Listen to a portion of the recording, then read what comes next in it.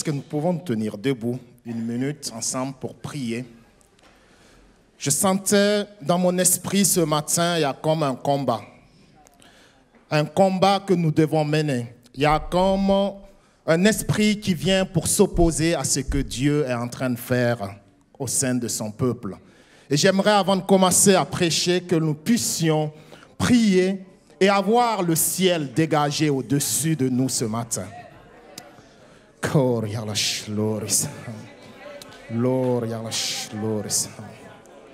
Seigneur, je prends autorité contre tout esprit de distraction en ce lieu. Tout esprit qui vient, Seigneur, pour empêcher ton œuvre d'être accomplie dans la vie de tout un chacun ici ce matin. Et Seigneur, je prie que tu viennes, Seigneur, ôter toutes choses, Seigneur, qui ne viennent pas de toi au milieu de ton peuple ce matin, et que tu te manifestes en puissance et que tu te glorifies. Béni sois-tu, Père, parce que tu es un Dieu qui répond et qui exauce tes enfants. Merci, Père, pour ce que tu vas faire et pour ce que tu as déjà fait. Amen. Veuillez prendre place. Ce matin, j'aimerais partager. On a commencé le mois de mai avec Élie, avec Rachel Buzine qui a partagé sur Élie. J'ai hésité à demander à Jean-Mi de remettre le bois pour qu'on puisse montrer à notre pasteur qu'on veut jouer à Élie. Mais j'aimerais finir aussi ce mois de mai en partageant sur Élie. Et j'aimerais partager ce matin dans 1 Roi 18, c'est une très longue lecture, vous m'excuserez. 1 Roi 18, 21 jusqu'au verset 39. Alors Élie s'approcha de tout le peuple et dit: jusqu'à quand clocherez-vous des deux côtés? Si l'Éternel est Dieu, allez après lui. Si c'est Baal, allez après lui. Le peuple ne lui répondit rien. On pose une question au peuple et le peuple ne répond pas.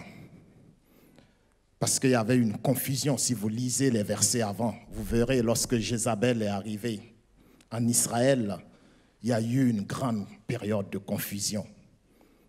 Lorsqu'on est confus et qu'on nous pose des questions, on ne sait plus quoi répondre. Que l'on nous donne... Non, j'ai sauté le verset. Et Élie dit au peuple: je suis resté seul des prophètes de l'Éternel, et il y a 450 prophètes de Baal.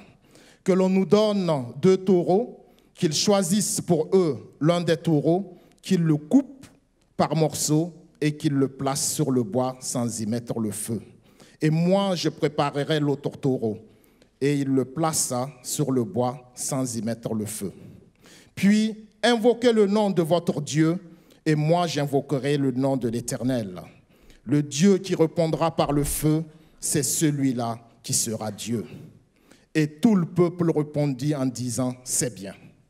Élie dit aux prophètes de Baal: choisissez pour vous l'un des taureaux, préparez-le les premiers, car vous êtes les plus nombreux. Et invoquez le nom de votre Dieu, mais ne mettez pas le feu. Ils prirent le taureau qu'on leur donna et le préparèrent. Et ils invoquèrent le nom de Baal depuis le matin jusqu'à midi, en disant: Baal, réponds-nous. Mais il n'y eut ni voix ni réponse. Et ils sautaient devant l'autel qu'ils avaient fait. À midi, Élie se moqua d'eux et dit: criez à haute voix, puisqu'il est Dieu. Il pense à quelque chose, où il est occupé, ou il est en voyage. Peut-être qu'il dort et il se réveillera. Et ils crièrent à haute voix et ils firent selon leur coutume des incisions avec des épées et avec des lances jusqu'à ce que le sang coulât sur eux. Lorsque midi fut passé, ils prophétisèrent jusqu'au moment de la présentation de l'offrande, mais il n'y eut ni voix, ni réponse, ni signe d'attention. Élie dit alors à tout le peuple: approchez-vous de moi. tout le peuple s'approcha de lui et Élie rétablit l'autel de l'Éternel qui avait été renversé. Il prit 12 pierres d'après le nombre des tribus de fils de Jacob auxquels l'Éternel avait dit « Israël sera ton nom ». Et il bâtit avec ces pierres un autel au nom de l'Éternel. Il fit autour de l'autel un fossé de la capacité de 2 mesures de semences. Il arrangea le bois, coupa le taureau par morceaux et le plaça sur le bois.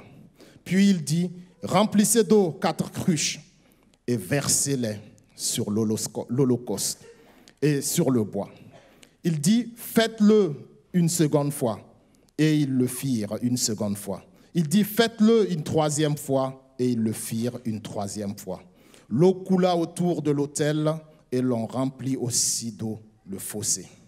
Au moment de la présentation de l'offrande, Élie le prophète s'avança et dit, « Éternel, Dieu d'Abraham, d'Isaac et d'Israël, que l'on sache aujourd'hui que tu es Dieu en Israël et que je suis ton serviteur et que j'ai fait toutes ces choses par ta parole.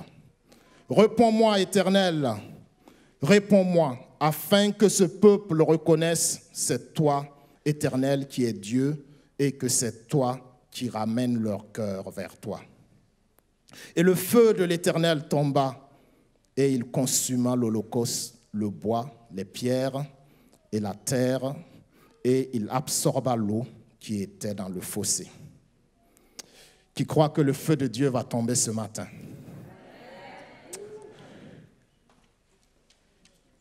Ce passage est un passage qui nous enseigne beaucoup de choses. Beaucoup de chrétiens prient, mais peu sont exaucés. Et on voit ici que Élie a utilisé certains principes pour voir le feu de Dieu descendre. Et je crois que ce matin, nous aussi, nous pouvons apprendre des principes que Élie a utilisés pour voir le feu de Dieu tomber sur nos vies, pour voir nos prières être exaucées. Israël était en train de clocher entre Baal et l'Éternel. C'est-à-dire qu'Israël était dans la tiédeur, ils étaient dans la compromission. Le matin, ils pouvaient prier l'Éternel et le soir, ils priaient Baal. Une confusion spirituelle qui régnait au sein du peuple de Dieu. Et Élie est venu pour arrêter cela.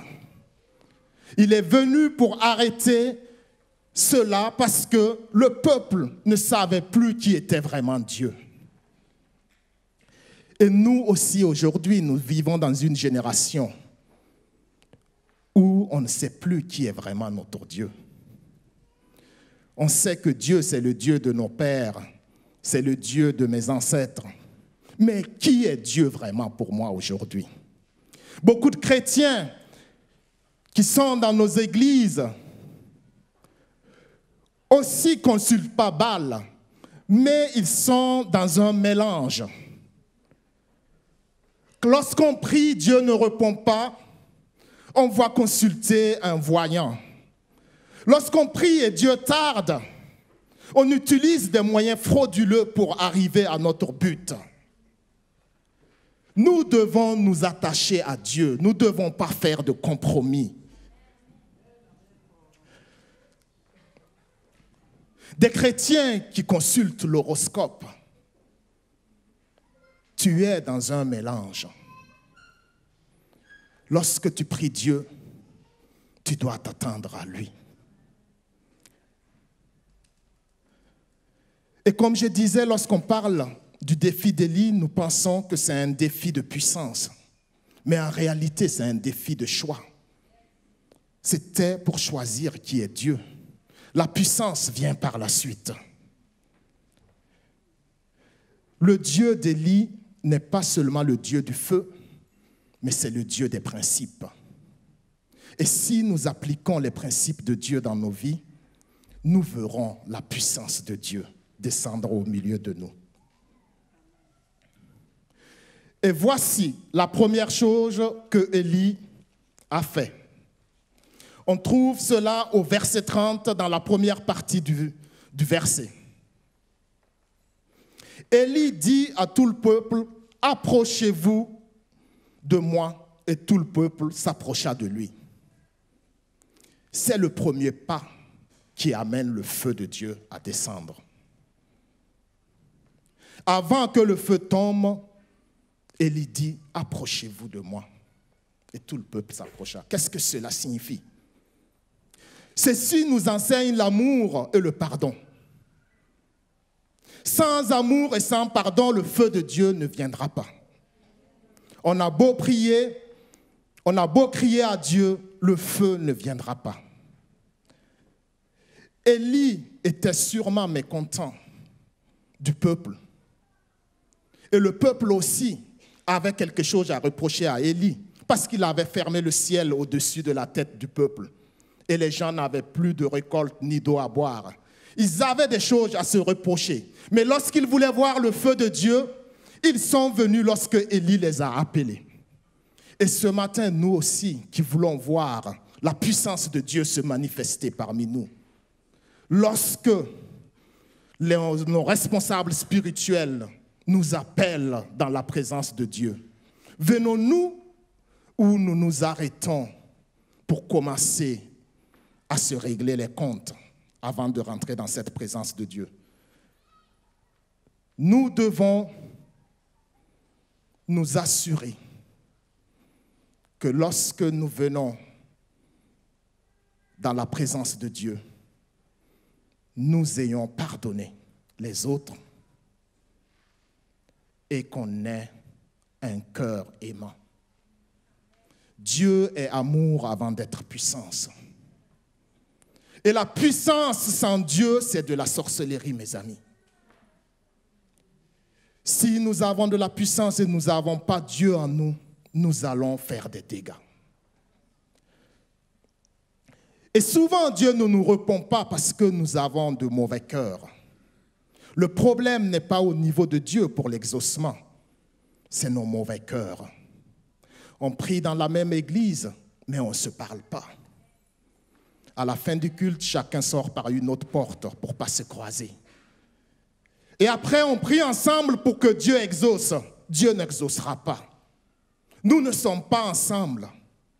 Si nous sommes ensemble, Dieu exaucera lorsque nous crions vers lui. Nous ne pouvons pas vraiment pardonner à moins d'aimer. Et nous ne pouvons pas aimer les autres sans les pardonner.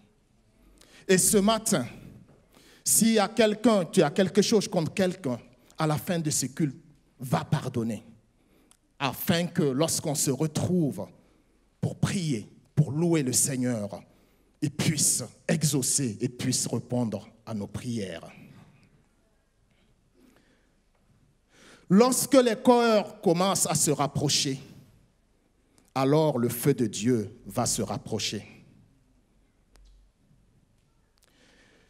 Ce verset 30 aussi nous enseigne l'obéissance.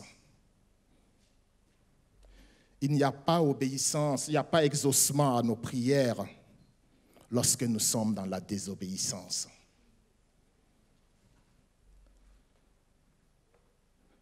Nous devons nous soumettre les uns les autres. Nous devons nous soumettre à l'autorité spirituelle que Dieu a établie dans cette communauté. Nous ne pouvons pas être une communauté qui ne se soumet pas à l'autorité que Dieu a établie. Si nous voulons voir la puissance de Dieu se manifester au milieu de nous, ça commence par là.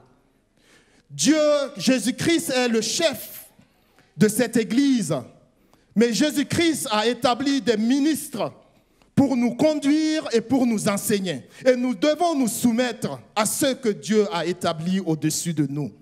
Si nous ne nous soumettons pas, Dieu n'exaucera pas. Et Dieu n'agit pas dans la rébellion. Dans la soumission et l'obéissance, la puissance de Dieu se manifeste.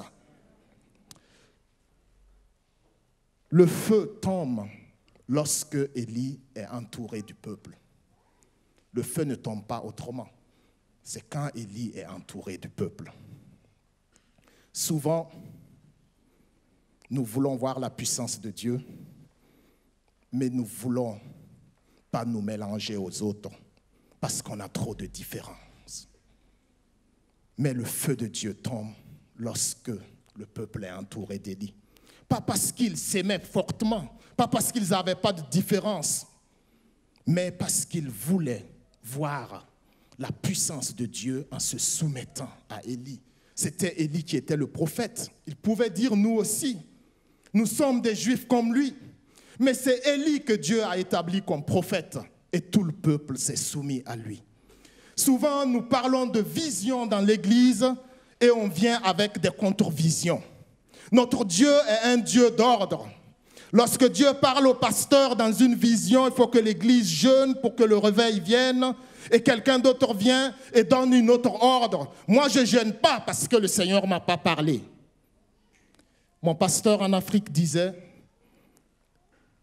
si tu veux te rebeller contre l'autorité que Dieu a établie, quitte l'Église.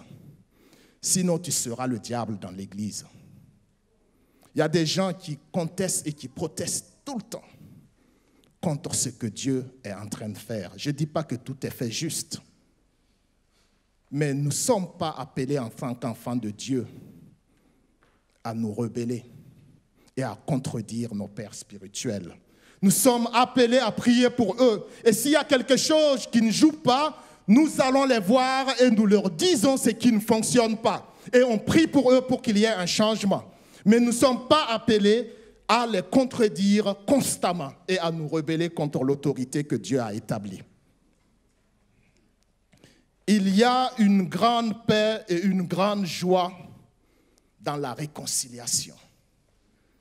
Personne n'est heureux lorsqu'il y a des problèmes relationnels. On peut faire semblant, mais au fond de nous-mêmes, nous savons qu'on n'a pas cette paix. Car Dieu est un Dieu d'amour et de paix. Et la deuxième partie du verset 30 nous dit ceci, Élie rétablit l'autel de Dieu qui avait été renversé. Qu'est-ce qu'un autel renversé? C'est lorsque dans ta vie, tu vis dans le péché. Tu n'es pas consacré à Dieu. Il y a des péchés que tu sais dans lesquels tu ne veux pas abandonner. Il est impossible d'invoquer Dieu avec un autel renversé. Souvent, je suis étonné de voir certaines personnes qui vivent dans le péché et qui prient. Je ne sais pas d'où leur vient la force de prier. La première prière d'un pécheur, ce n'est pas « Seigneur, exauce-moi ». Mais la première prière du pécheur, c'est « Dieu, pardonne-moi ». Et souvent, on vit dans le péché, on vient à l'église et on veut que Dieu nous exauce. Ce matin, si tu as un péché connu, tu dois demander pardon à Dieu avant que Dieu puisse t'exaucer. La priorité de Dieu, ce n'est pas de te bénir. La priorité de Dieu, c'est de nous sauver. Parce qu'il y a des gens qui sont guéris, qui sont bénis et qui iront en enfer.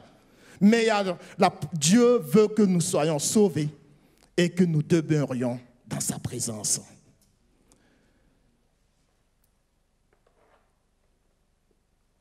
Lorsque notre communion avec Dieu est brisée et nous demeurons dans le péché, notre autel est renversé. Et Élie a dû rétablir l'autel renversé. Ensuite, au verset 31-32, il prit 12 pierres d'après le nombre des tribus des enfants d'Israël. La repentance était générale. Aucune des tribus n'a été oubliée. Et je crois que c'est bien qu'on ait le livre de Werner, je me réjouis de le lire, de savoir d'où nous venons dans cette communauté et de savoir les choses, certaines choses de cette communauté.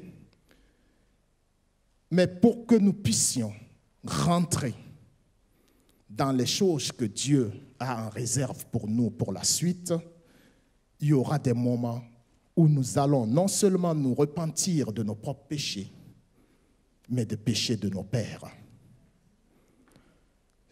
Si mon peuple sur qui est invoqué mon nom s'humilie, j'entendrai leurs prières et je viendrai et je les exaucerai. Souvent aussi, la repentance est partielle. Je viens, je vole 500 francs à Nicolas, je pars, je demande pardon à Dieu et je ne lui rends pas ces 500 francs. C'est une repentance partielle. Et souvent dans l'Église, nous avons ces repentances où nous demandons pardon à Dieu, mais nous ne demandons pas pardon aux autres. Si j'ai pris tes 500 francs, je demande pardon à Dieu, je rends les 500 francs que j'ai pris.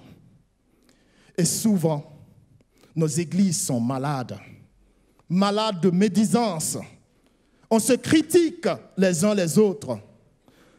On parle mal et on ruine la réputation de certaines personnes.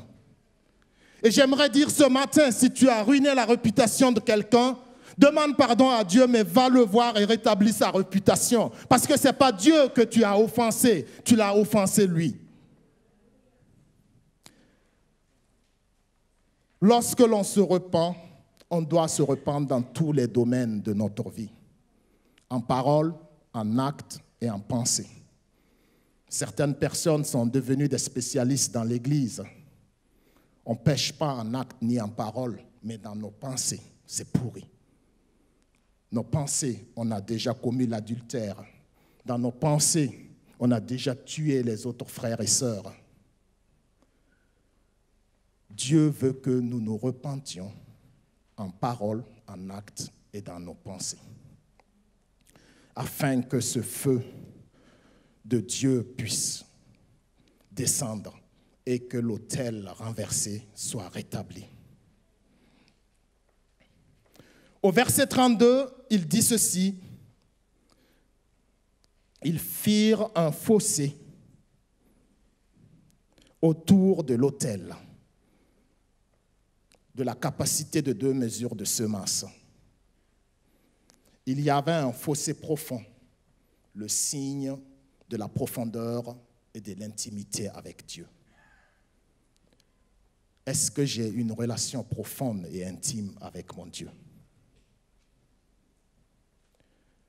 Tout ce que Élie faisait là avait une signification spirituelle. Il ne faisait pas les choses au hasard. Le chrétien moderne aujourd'hui n'est plus intime avec qui que ce soit. On n'a que des amis sur Facebook. On n'a que des amis sur WhatsApp. Et on reporte cela aussi dans notre relation avec Dieu. On n'est plus profond avec lui. On n'est plus intime avec notre Dieu. Ne soyons pas superficiels et distraits par les choses qui nous environnent. C'est pourquoi la parole de Dieu nous dit, lorsque tu pries, va dans le lieu secret. Parce que souvent, les gens autour de nous nous distraient et on ne sait plus comment être profond. Mais lorsque nous voulons être profond, va dans ton lieu secret. Moi, souvent, quand j'ai des choses profondes à dire à Dieu, quand je sais que je dois crier, je le fais dans ma voiture parce qu'il n'y a personne qui m'entend. Je roule et je crie à Dieu. Parce que si je suis à la maison, ma femme ou mes enfants vont m'entendre. Ils vont croire que je suis devenu bizarre. Mais dans ma voiture, il n'y a personne qui m'entend. Il n'y a que Dieu et ma voiture, bien sûr, qui m'entend.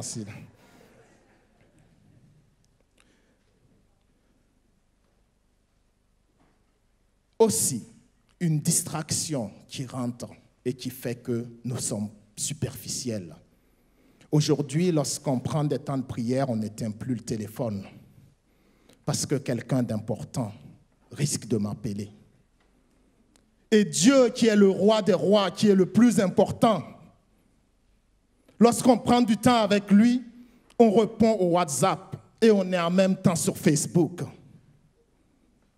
Déjà, moi, si tu me parles et que tu es sur Facebook et WhatsApp, je ne vais plus continuer à te causer. Et Dieu, qui est le roi des rois, on vient dans sa présence et on continue d'être sur Facebook et WhatsApp. Nous devons arrêter et trouver des moyens pour vraiment être intimes à notre Dieu. Au verset 33, il arrangea le bois. Ceci me parle de l'ordre. Sommes-nous ordrés dans nos moments de prière avec Dieu? Je sais quelle heure je me lève le matin, je sais quelle heure j'ai mon repas de midi, quelle heure j'ai mon repas de soir, quelle heure je vais marcher à tel endroit. Mais est-ce que je suis ordré dans mon temps de prière? Je prie seulement quand ça me prend, quand j'ai des difficultés, quand je dois prêcher.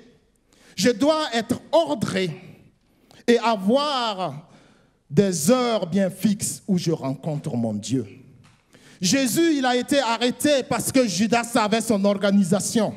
Il savait à telle heure, à tel endroit, il était à tel endroit en train de prier. C'est pourquoi Jésus a pu être arrêté. Mais moi, je prie seulement quand ça me prend. Nous devons être ordrés pour voir la puissance de Dieu se manifester, non seulement dans nos vies, mais dans notre communauté.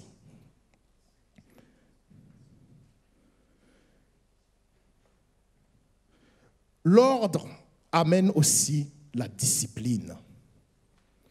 Si tu veux être ordré sans discipline, ça ne tiendra pas longtemps.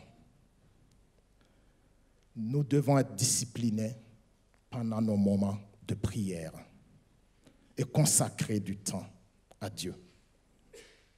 Au verset 33, il dit ceci: il coupa le taureau en morceaux et le taureau symbolise Jésus-Christ. L'ordre et la discipline ne remplacera jamais l'œuvre de la croix. On a beau être ordré, jeûner 40 jours par année, cela ne remplacera jamais l'œuvre de la croix.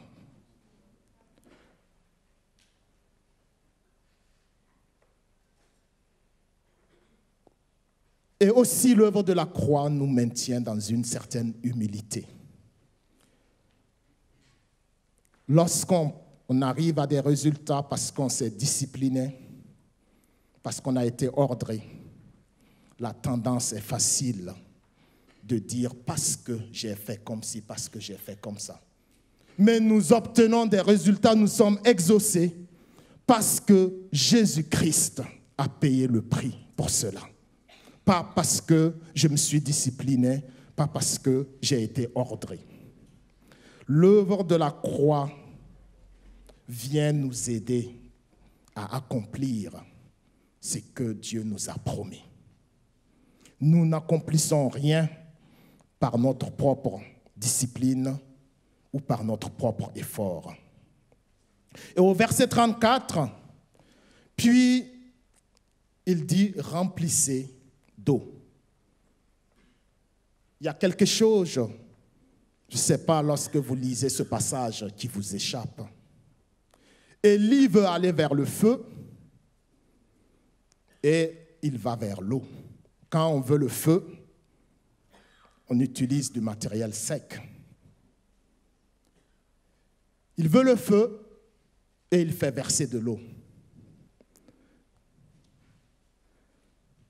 Ceci est une folie. Et Dieu n'exauce que les fous.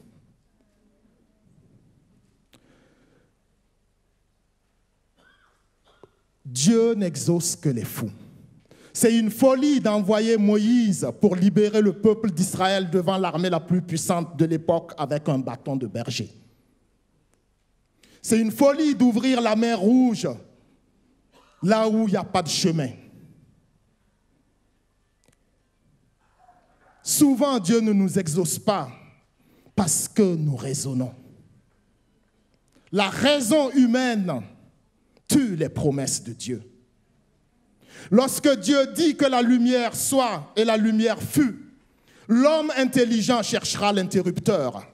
Il n'y a que les fous qui peuvent voir dans le pan de la robe de Jésus un hôpital. Cette dame à la perte de sang, il a vu un hôpital dans le pan de la robe de Jésus. C'est une folie.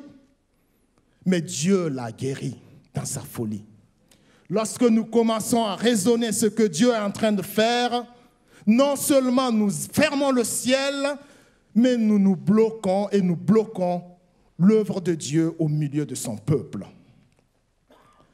Nous devons nous laisser être inspirés par Dieu. Même les choses qu'on ne comprend pas, nous devons lui faire confiance et lui accomplir sa parole. Dans 1 Corinthiens 1, 25, 27, il est dit ceci, Dieu prend, car la folie de Dieu est plus sage que la sagesse des hommes.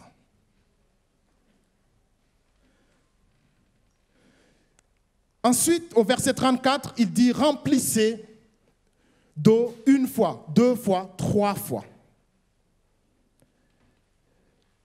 Et vous vous souvenez, Élie, c'est celui-là même qui a fermé le ciel au-dessus de la tête de tout le monde pendant plus de 3 ans et demi. Et il leur demande de verser de l'eau, pas une seule fois, mais 3 fois. L'eau, c'était leur vie. C'est un sacrifice que les enfants d'Israël ont dû faire. Et si nous voulons voir Dieu se manifester au milieu de nous, nous devons faire des sacrifices. Lorsque Dieu nous demande de donner quelque chose ou de faire quelque chose qui nous coûtera, nous devons accepter de le faire, même si ça nous coûte. Les enfants d'Israël n'avaient pas beaucoup d'eau ou presque pas d'eau. L'eau, c'était leur vie. Pendant 3 ans et demi sans eau, sans pluie, l'eau, c'était leur vie. Ils ont fait un sacrifice.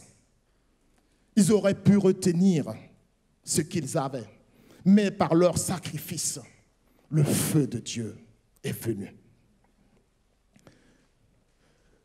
Au verset 35, l'eau coula autour de l'autel. L'eau qui a débordé et qui coula autour de l'autel. Cela me parle de la plénitude du Saint-Esprit. Lorsqu'on est rempli du Saint-Esprit, ça coule et ça déborde. Ça ne reste pas à une mesure juste. Lorsque je prie en langue, je ne prie pas avec mon intelligence. Je prie en esprit, parce que l'esprit sait quoi demander à Dieu. Et nous devons être remplis du Saint-Esprit et avoir cette plénitude de l'Esprit de Dieu dans notre Église. Car sans cette plénitude de l'Esprit de Dieu, nous tomberons tout de suite dans les choses de la chair. Nous fonctionnerons par la vue, mais pas par l'Esprit. On a besoin constamment d'être renouvelé du Saint-Esprit. Car l'Esprit sait quoi demander au Père. Et aussi, j'aime la prière en langue parce qu'il n'y a pas de faute de français. Lorsque tu pries en langue, il n'y a pas de conjugaison, il n'y a pas de faute de français. Et cela m'encourage. Au verset 36, et je crois que je vais gentiment m'arrêter là, le temps marqué par Dieu au moment venu de présenter l'offrande. Souvent nous prions et il semble qu'on n'a pas d'exaucement. Souvent nous voulons avoir une réponse immédiate. Mais la Bible dit au moment venu de présenter l'offrande, il y avait un temps marqué. Il ne pouvait pas présenter l'offrande avant.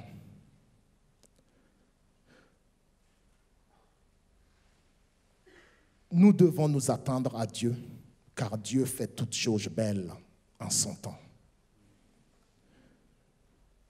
Une fois, j'ai prié pour quelqu'un qui est revenu 2-3 fois et qui m'a dit, ce n'est pas efficace tes prières. J'ai été un peu offensé, mais je me suis dit, Seigneur, je ne prends pas cette offense. Et il dit, je vais aller voir un autre pasteur ailleurs. J'ai dit, vas-y voir ce pasteur. Il va prier pour toi si ce n'est pas le temps de Dieu. Tu ne seras pas exaucé. Et bien des mois après, il est revenu vers moi. Je crois qu'il a fait quelques tours de plusieurs pasteurs. Ce n'est pas que les pasteurs n'ont pas l'onction, mais il était en avance. Et il voulait que ça s'accomplisse très vite. Mais au temps marqué de Dieu, les choses s'accomplissent. Le miracle est là. Ne cherchons pas des hommes de Dieu qui ont plus d'onction ou moins d'onction, mais Dieu accomplit sûrement sa parole. Le temps de Dieu est important et c'est bon de savoir la saison dans laquelle nous sommes. Si nous ne savons pas la saison dans laquelle nous vivons, nous allons vouloir certaines choses, la manifestation de certaines choses, alors que Dieu veut que tu marches fidèlement avec lui et que tu demeures ancré en lui. Et lorsque tu es établi, lorsque tu es fidèle, lui, dans la saison marquée, il accomplit sa parole. Et ce matin, j'aimerais conclure par ceci. Si nous ôtons de nos vies nos querelles, nos disputes, si nous rétablissons l'autel de Dieu, la communion de Dieu dans nos vies, si nous nous aimons les uns les autres,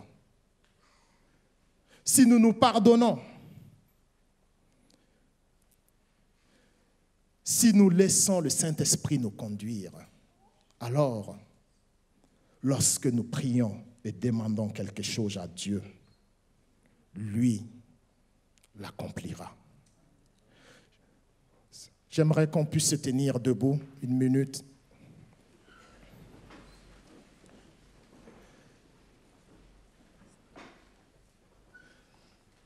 Je sais qu'il y a beaucoup de choses que je n'ai pas développées, mais le Seigneur m'avait parlé aussi dans le sens « donne ce que tu as et moi, je ferai le travail ».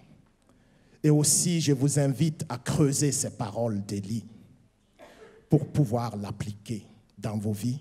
Et lorsque l'on se retrouve pendant nos cultes de dimanche, pendant nos soirées de célébration, nous allons voir la puissance de Dieu se manifester. Que pendant ces quelques secondes et minutes, que nous puissions simplement voir avec Dieu où est-ce que j'en suis. Est-ce que ma communion avec toi fonctionne? Est-ce qu'il y a des rancunes, de la haine dans ma vie? Toutes ces choses qui ne sont pas bonnes pour pouvoir voir le feu de Dieu descendre. Que l'on puisse déposer cela maintenant. Et après, je prierai pour conclure ce culte. Que chacun pour soi, individuellement, puisse déposer toutes choses, puisse rétablir les choses. Et s'il y a des choses à voir avec quelqu'un, téléphone-le cette semaine ou va le voir à la fin du culte. Prions chacun.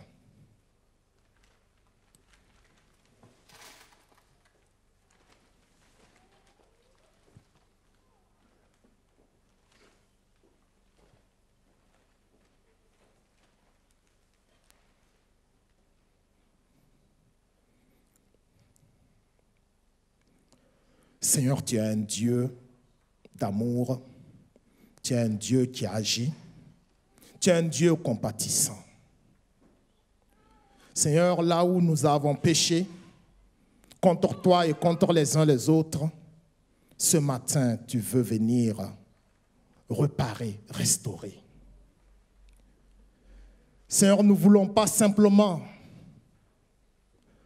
vivre ce que d'autres ont vécu par le passé, ce que Élie, les hommes de Dieu dans la Bible ont vécu. Mais Seigneur, nous voulons vivre ces choses aujourd'hui au milieu de nous. Nous voulons voir ta puissance qui transforme. Ta puissance, Seigneur, qui empêche le monde des ténèbres de nous envahir. Et Seigneur, ce matin, ma prière est que tu fasses ton œuvre. Et que ta parole, Seigneur, ce matin ne revienne pas à toi sans avoir accompli son effet. Merci parce que tu exauces et tu bénis ton peuple ce matin. Amen.